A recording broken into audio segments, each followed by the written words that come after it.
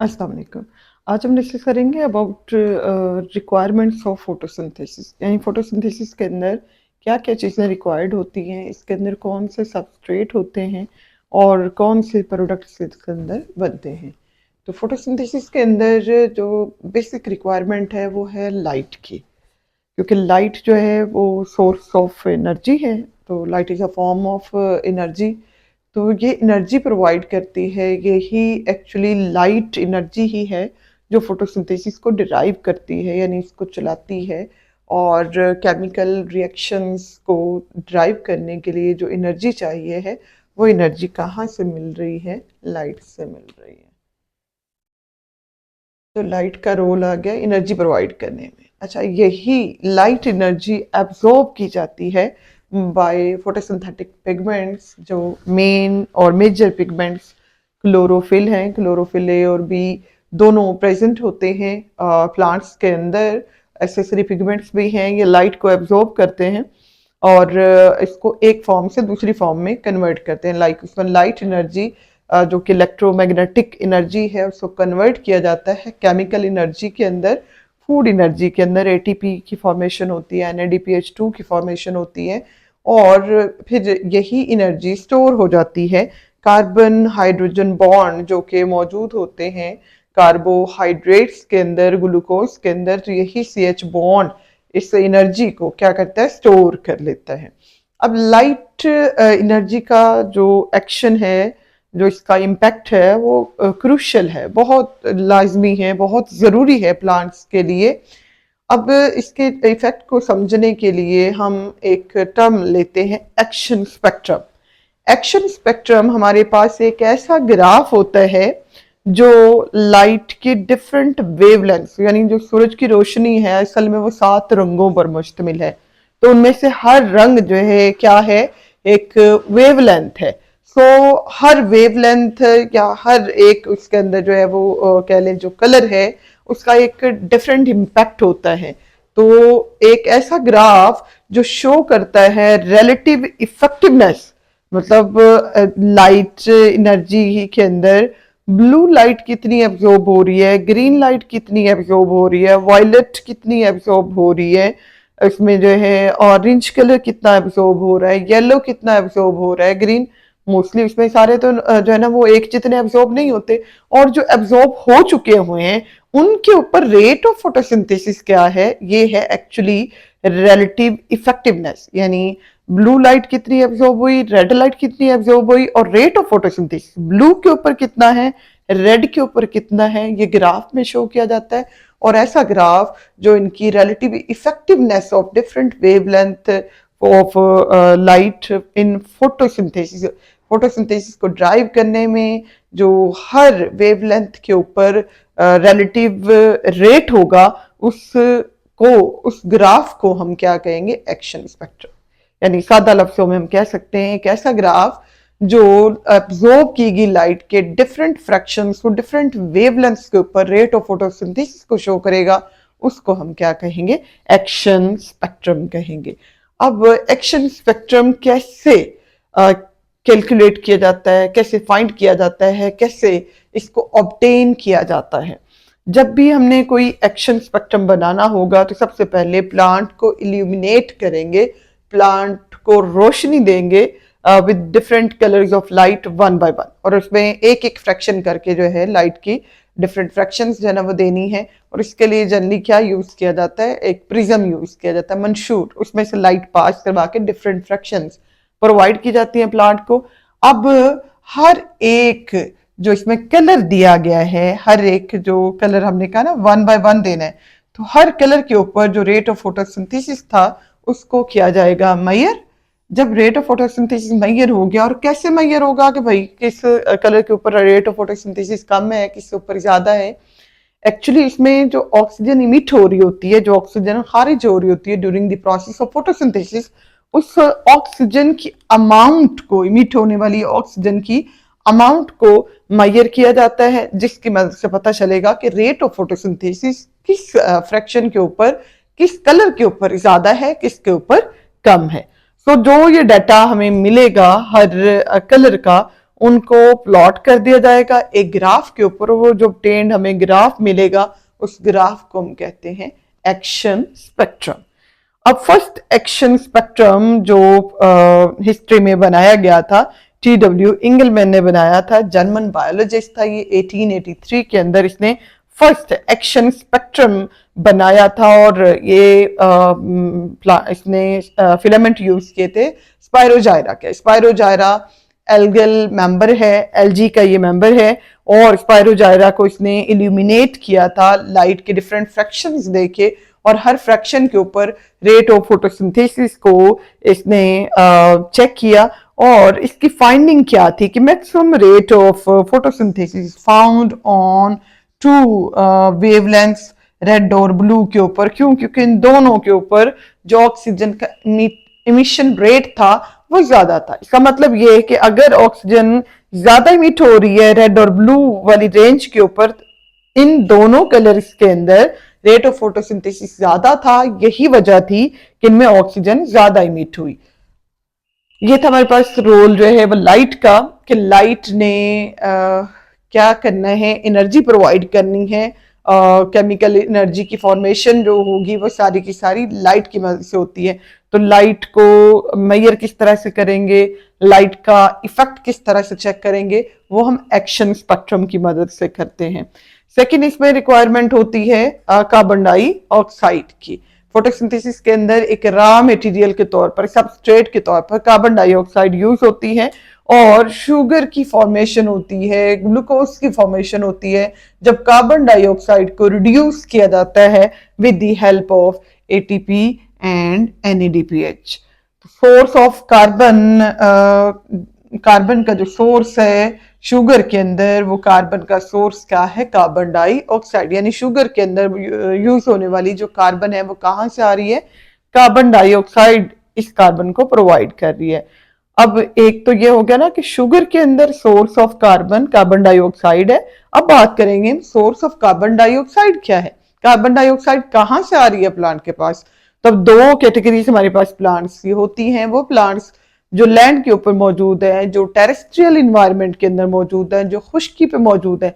तो खुश्की वाले पौधों के लिए सोर्स ऑफ कार्बन डाइऑक्साइड क्या है, एटमॉस्फेरिक कार्बन डाइऑक्साइड। एटमॉस्फेयर के अंदर, हवा के अंदर मौजूद कार्बन डाइऑक्साइड को ये प्लांट क्या करते हैं, एब्जॉर्ब करते हैं, इसको एक्सचेंज करते हैं और इसको यूज करते हैं। जबकि इक्वेटिक प्लांट्स जो पानी के अंदर पाए जाने वाले पौधे होते हैं, जो आबी पौधे हैं, इसमें एलजीबी और बाकी तमाम जो पानी के अंदर पाए जाने वाले पौधे हैं जैसे वाटर लिली वगैरह, उन सब की हम बात करेंगे। तो ये कार्बन डाइऑक्साइड कहाँ से लेते हैं, डिजोल्व कार्बन डाइऑक्साइड ये यूज करते हैं। यानी वो कार्बन डाइऑक्साइड जो पानी के अंदर हल हुई हुई है, उस हल पजीर हल शुदा कार्बन डाइऑक्साइड को ये यूज करते हैं, डिजोल्व कार्बन डाइऑक्साइड यूज करेंगे। या इक्वेटिक प्लांट्स समटाइम बाइकार्बोनेट जो पानी के अंदर मौजूद होते हैं, उन बाइकार्बोनेट्स को भी as a source of carbon dioxide use कर सकते हैं। और समटाइम सोलेबल जो कार्बोनेट्स होते हैं, पानी के अंदर जो हल हुए हुए कार्बोनेट्स होते हैं, उनको भी ये सोर्स ऑफ कार्बन डाइऑक्साइड के लिए यूज कर सकते हैं। यानी इक्वेटिक प्लांट्स के लिए ये तीन सोर्सेस कार्बन डाइऑक्साइड के हो सकते हैं। डिसॉल्व कार्बन डाइऑक्साइड हो सकती है, बाइकार्बोनेट्स हो सकते हैं, और सोलेबल कार्बोनेट्स भी हो सकते हैं। अब कार्बन डाइऑक्साइड का रोल हमें क्लियर हो गया कि सोर्स ऑफ कार्बन है for glucose and all other carbohydrates. तो सोर्स ऑफ कार्बन डाइऑक्साइड हो गया इक्वेटिक प्लांट्स के लिए, और सोर्स होगा, और टेरेस्ट्रियल और लैंड वाले प्लांट्स के लिए और होगा। कार्बन डाइऑक्साइड प्लांट के अंदर, सेल्स के अंदर आती कैसे है, किस तरह से इसकी एंट्री होगी। तो जनरली स्टोमेटा के थ्रू कार्बन डाइऑक्साइड की एंट्री होती है। अगर हम बात करें इसमें इक्वेटिक प्लांट्स की, तो उसमें डिसॉल्व हुई हुई जो कार्बन डाइऑक्साइड होती है वो इसमें डिफ्यूज होकर प्लांट के अंदर जाती है। तो स्टोमेटा के थ्रू कार्बन डाइऑक्साइड एंटर होती है और डिसॉल्व हो जाती है वाटर के अंदर, और फिर डिसॉल्व होने के बाद मेसोफिल सेल्स के अंदर इसने डिफ्यूज होकर चले जाना है। मेसोफिल सेल वो वाले सेल हैं जो फोटोसिंथेसिस में इन्वॉल्व होते हैं, क्योंकि इनके अंदर लार्ज अमाउंट में क्या मौजूद होते हैं? क्लोरोप्लास्ट पाए जाते हैं।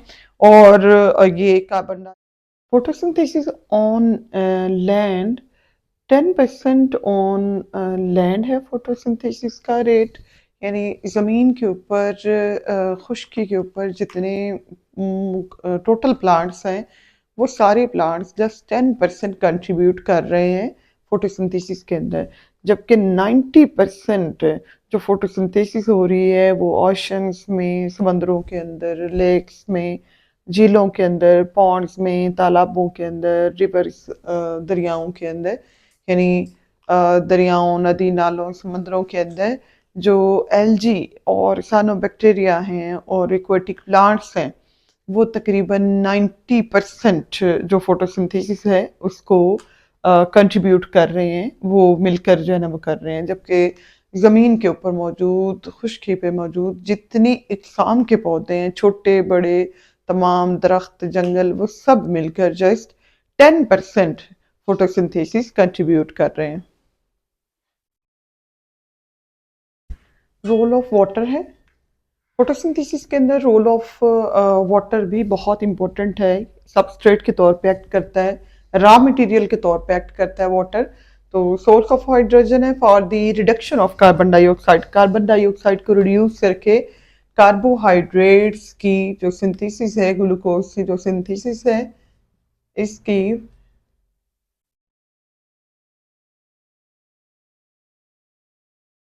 कार्बन डाइऑक्साइड को रिड्यूस करके फोटोसिंथेसिस की जो फॉर्मेशन है, सॉरी, फोटोसिंथेसिस के दौरान कार्बन डाइऑक्साइड को फिक्स करना है इन्होंने।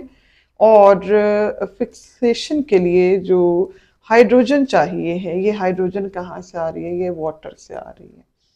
और इसके साथ साथ वाटर की एक और इम्पोर्टेंस भी है कि जो एटमॉस्फेरिक ऑक्सीजन है, जिस ऑक्सीजन को हम इंसान और तमाम पौधे, तमाम जानदार ज़मीन के ऊपर जो रेस्पिरेशन के लिए जिस ऑक्सीजन को यूज़ करते हैं, ये ऑक्सीजन भी गिफ्ट है इसी वाटर का जो फोटोसिंथेसिस के अंदर यूज़ हो रही है। अगर ये वाटर मॉलिक्यूल यूज़ ना हो फोटोसिंथेसिस के दौरान, ये वाटर मॉलिक्यूल की स्प्लिटिंग ना हो, तो ये कभी भी ऑक्सीजन रिलीज नहीं होगी और जो रेस्पिरेशन की एक्टिविटी चल रही है, जो एनर्जी मिल रही है तमाम लिविंग ऑर्गेनिज्म को, वो बिल्कुल स्टॉप हो जाएगी, वो मिलेगी नहीं अगर ये वाटर मॉलिक्यूल की स्प्लिटिंग ख़त्म हो जाए या पानी जो है ना वो ना हो। वॉन नील का हाइपोथेसिस लेंगे 1930 के अंदर। वॉन नील इसने एक्सपेरिमेंट परफॉर्म किए थे और एक्सपेरिमेंट से इसने एक हाइपोथेसिस जो है वो दिया था कि प्लांट स्प्लिट करते हैं वाटर मॉलिक्यूल को और रिलीज करते हैं ऑक्सीजन को एज बाय प्रोडक्ट, यानी इनके इसके मुताबिक सोर्स ऑफ हाइड्रोजन वाटर है और फ्री जो ऑक्सीजन निकलती है वो भी कहाँ से निकल रही है? वाटर से निकल रही है। वॉन नील का हाइपोथेसिस 1940 के अंदर साइंटिस्ट ने इसकी कंफर्मेशन की बाय एक्सपेरिमेंट्स कि वॉन नील का ये कहना बिल्कुल बजा है कि सोर्स ऑफ हाइड्रोजन और सोर्स ऑफ फ्री और मॉलिक्यूलर जो ऑक्सीजन है, एटमॉस्फेरिक जो ऑक्सीजन है, उसका सोर्स वाटर है, स्प्लिटिंग ऑफ वाटर है। ये एक्सपेरिमेंट जिनसे प्रूफ होता है वॉन नील का हाइपोथेसिस दुरुस्त था, वो किस तरह से किया गया? ये साइंटिस्ट ने इसमें आइसोटोपिक जो ट्रेसर मॉलिक्यूल थे, यानी आइसोटोप ऐसे मॉलिक्यूल को कहते हैं, ऐसे एटम्स को कहते हैं जिनका मॉलिक्यूलर जो वेट होता है या मॉलिक्यूलर जो मैस होता है वो वेरी करता है, जबकि एटॉमिक जो इनका नंबर होता है वो सेम, एटॉमिक नंबर सेम होता है और एटॉमिक मैस वेरी करता है। तो इन्होंने ऑक्सीजन का एक हैवी आइसोटोप लिया। इस हैवी आइसोटोप्स को हम कह सकते हैं इन्होंने O18। नॉर्मली जो ऑक्सीजन होती है वो O16 होती है, जबकि हैवी जो ऑक्सीजन थी वो O18 होती है। अच्छा, अब हैवी ऑक्सीजन को इन्होंने यूज़ किया और इस ऑक्सीजन को यूज़ करके लेबॉर्ट्री के अंदर इन्होंने प्रिपेयर किया water molecule with heavy isotope, और इसी तरह से कार्बन डाइऑक्साइड के अंदर भी इसी हैवी आइसोटोप ऑक्सीजन को यूज़ करके कार्बन डाइऑक्साइड भी हैवी वाली बनाई। अब इन्होंने प्लांट्स के दो ग्रुप्स लिए, एक ग्रुप को वाटर दिया हैवी आइसोटोप वाला और एक ग्रुप को वाटर दिया नॉर्मल वाला। बिल्कुल दूसरी तरफ अगर देखें तो जहाँ पे हैवी आइसोटोप वाला वाटर दिया, ऑक्सीजन इसमें सॉरी कार्बन डाइऑक्साइड इन्होंने यहाँ पे नॉर्मल ऑक्सीजन वाली दी, जबकि दूसरा ग्रुप जिसमें वाटर नॉर्मल ऑक्सीजन वाला है, यहाँ पे कार्बन डाइऑक्साइड ये हैवी आइसोटोप वाली दी। तो ये कंफर्मेशन करने के लिए क्या मॉलिक्यूलर जो ऑक्सीजन है वो कार्बन डाइऑक्साइड में से आ रही है या कि वाटर में। अगर ये कार्बन डाइऑक्साइड में से आ रही होती तो जाहिर है फिर इसमें पता चल जाता कि हैवी आइसोटोप कहाँ से जो है आया है, वाटर से आया है या कार्बन डाइऑक्साइड से। दोनों ग्रुप्स के जो डाटा कलेक्ट किया गया, उसको एनालाइज किया गया, टेस्ट किया गया, तो दोनों में रिलीज होने वाली जो ऑक्सीजन थी उसने कंफर्मेशन की है कि ये ऑक्सीजन कहाँ से आ रही है, वाटर से आ रही है, ना कि कार्बन डाइऑक्साइड से। सो वाटर मॉलिक्यूल की फोटोलाइसिस होती, लाइट की प्रेजेंस में वाटर मॉलिक्यूल की ब्रेक डाउन होती है, सप्लिटिंग होती है, और जो वाटर मॉलिक्यूल सप्लिट होता है, टूटता है, तो ये रिलीज करता है हाइड्रोजन को, और यही हाइड्रोजन NADP को NADPH2 के अंदर कन्वर्ट करने के लिए यूज होती है, और NADPH2 रिड्यूसिंग पावर प्रोवाइड करता है कार्बन डाइऑक्साइड को रिड्यूस करके शुगर की सिंथेसिस करवाने के लिए। यही हाइड्रोजन का सोर्स है, यानी वाटर मॉलिक्यूल की सप्लिटिंग ही इसका सोर्स है। इसी सप्लिटिंग के दौरान ही ऑक्सीजन भी रिलीज होती है। फोर्थ हमारे पास रोल है फोटोसिंथेटिक पिगमेंट्स का। फोटोसिंथेसिस के अंदर क्या रोल होता है? फोटोसिंथेटिक पिगमेंट्स वो पिगमेंट्स हैं, वो कलर्स हैं जो मौजूद होते हैं क्लोरोप्लास्ट के अंदर। क्लोरोप्लास्ट के अंदर मौजूद इन फोटोसिंथेटिक पिगमेंट्स का काम क्या है? लाइट एनर्जी को कैप्चर करना, लाइट को एब्जॉर्ब करना। इनकी डिफरेंट फॉर्म्स हो सकती हैं। Major photosynthetic pigments chlorophyll A और क्लोरोफिल बी होते हैं। क्लोरोफिल ए इसमें मेन फोटोसिंथेटिक पिगमेंट है, बी इसका हेल्पर होता है, ज़ैंथोफिल एसेसरी पिगमेंट के तौर पर, कैरोटीन्स वगैरह एसेसरी पिगमेंट, मददगार पिगमेंट के तौर पर इस्तेमाल होते हैं।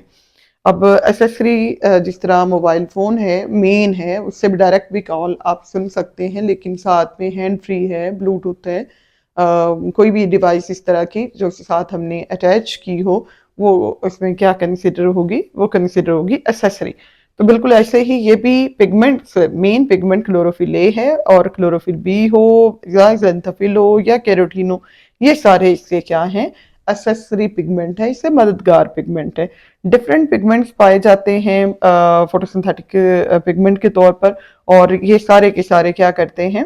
हर एक इनमें डिफरेंट वेवलेंथ की लाइट को एब्जॉर्ब करता है, डिफरेंट वेवलेंथ को एब्जॉर्ब करता है। वेवलेंथ को हम कलर भी कह सकते हैं कि डिफरेंट कलर्स को एब्जॉर्ब करते हैं ये पिगमेंट्स। फोटोन हम लेते हैं, स्ट्रीम ऑफ पार्टिकल है, या लाइट जो है पैकेट की सूरत में, बंडल की सूरत में मौजूद होती है। तो इन लाइट के स्ट्रीम्स को, पार्टिकल की स्ट्रीम को क्या कहेंगे? फोटोन कहेंगे। तो ये एनर्जी के पैकेट्स या एनर्जी के क्या हैं? बंडल्स होंगे फोटोन्स। पिगमेंट मॉलिक्यूल्स एब्सॉर्ब करते हैं 1 फोटोन एट अ टाइम। यानी अगर कोई भी हम क्लोरोफिल ले लेते हैं, ए ले लें, बी ले लें, तो क्लोरोफिल ए एक वक्त में क्या करता है? 1 फोटोन की लाइट को एब्जॉर्ब करता है। जब इसने लाइट की एब्जॉर्प्शन करनी है, तो लाइट की एब्जॉर्प्शन, चूंकि ये एनर्जी है, तो जब भी एनर्जी मिलती है तो electron lower energy state, energy absorb करने के बाद इलेक्ट्रॉन एक्साइटेड होते हैं और लोअर एनर्जी स्टेट से हायर एनर्जी स्टेट तक चले जाते हैं। यानी हम इस तरह से इमेजिन कर सकते हैं, क्लोरोफिल के मॉलिक्यूल हैं, लाइट एब्जॉर्ब की उन्होंने, और इनमें से इलेक्ट्रॉन एक्साइटेड होकर लोअर एनर्जी स्टेट से हायर एनर्जी स्टेट तक चले जाते हैं। और यही एनर्जी आगे एक्चुअली जो है इसको कंज्यूम किया जाता है इलेक्ट्रॉन ट्रांसपोर्ट चेन को चलाने के लिए।